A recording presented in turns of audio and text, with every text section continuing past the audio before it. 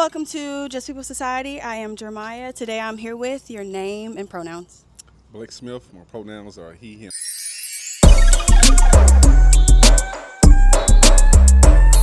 Thank you. So, what's something that's been on your mind lately? Something that just recently happened that's really been on my mind is the recent Supreme Court decision that affirmed birthright citizenship on a 5-4 vote, might I add. Okay. Yeah, so citizenship, something that's been affirmed in the 14th Amendment, that really started out post the Civil War that was given to the recently freed slaves and their descendants.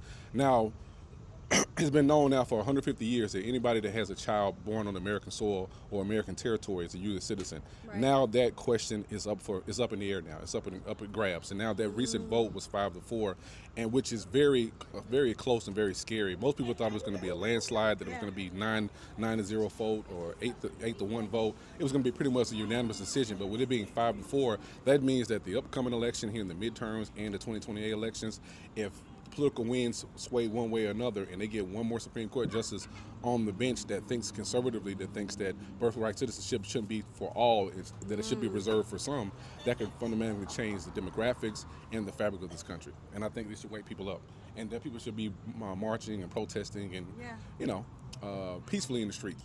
Angry, because usually that's my reaction is anger to certain things that are happening in our country, which I isn't. think anger in the right context is a good thing, though. I Right. think sometimes anger motivates people to action. Yeah. So whatever motivates people to action or to get involved or to get people more informed and more literate of the process, that's a good thing in my opinion.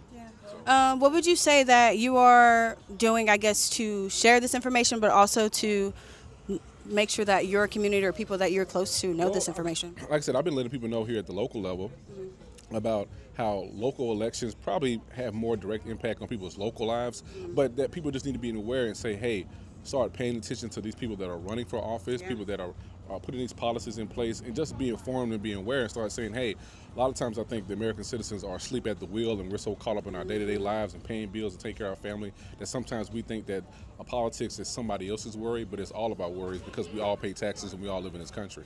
So it's one of those situations where we should be aware, and then that awareness should lead to some action. It doesn't mean that you have to be Angela Davis and that you have to be an activist 24/7, but what it does mean is that you have to have some type of consciousness of what's going on and say, okay, how can I get involved to make things better for me and mine and people in my local community and the like. So, Are you from Chattanooga?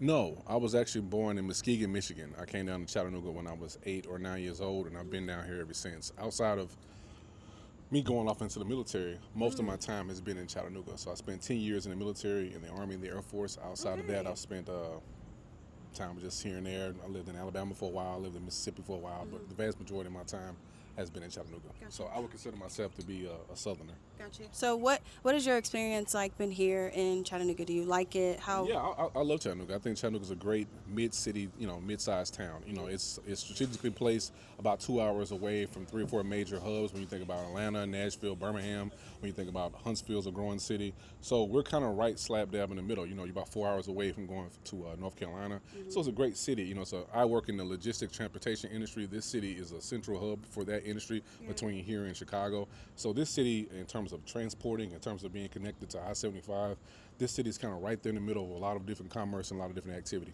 So Okay, so you said you've been here since you were 8. So you've seen kind of like the changing, the development, things that are For sure. progressing. How do you feel about the way that Chattanooga is going? I would say that